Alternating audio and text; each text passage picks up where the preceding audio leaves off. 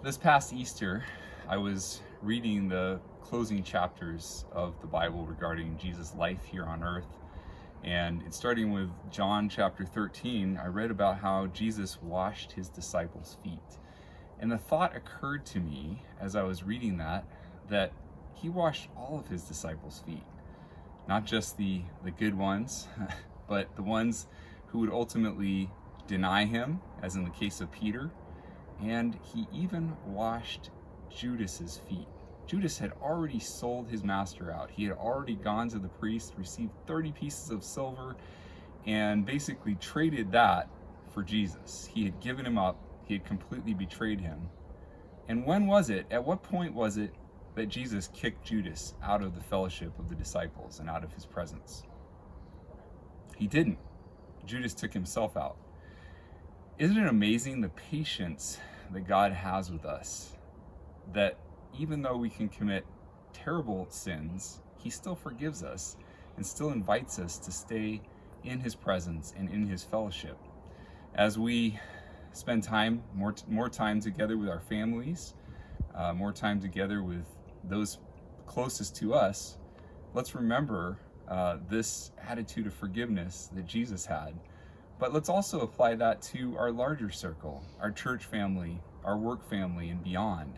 The attitude of forgiveness that Jesus had. And thank goodness, thank God, that he forgives us. And let's have that same attitude toward other people. I came across this written in the 5th volume of the Testimonies, page 246.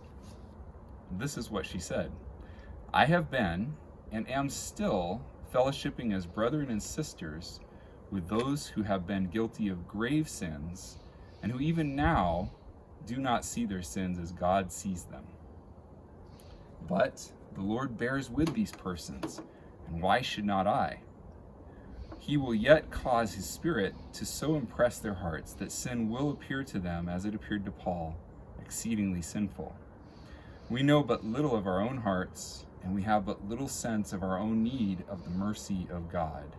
That is why we cherish so little of that sweet compassion which Jesus manifests towards us and which we should manifest towards one another. We should remember that our brethren are weak, erring mortals like ourselves. Suppose that a brother has, through unwatchfulness, been overborne by temptation, and contrary to his general conduct has committed some great error. What course should be pursued towards him? We should learn from the Bible that men whom God had used to do a great and good work committed grave sins. The Lord did not pass by these unrebuked, but neither did he cast off his servants. When they repented, he graciously forgave them and revealed to them his presence and wrought through them. Let poor weak mortals consider how great is their own need of pity and forbearance from God and from their brethren. And let them beware how they judge and condemn others. We should give heed to the instructions of the apostle, ye which are spiritual, restore such a one in the spirit of meekness, considering thyself, lest thou also be tempted. We may fall under temptation and need all the forbearance which we are called to exercise towards the offender.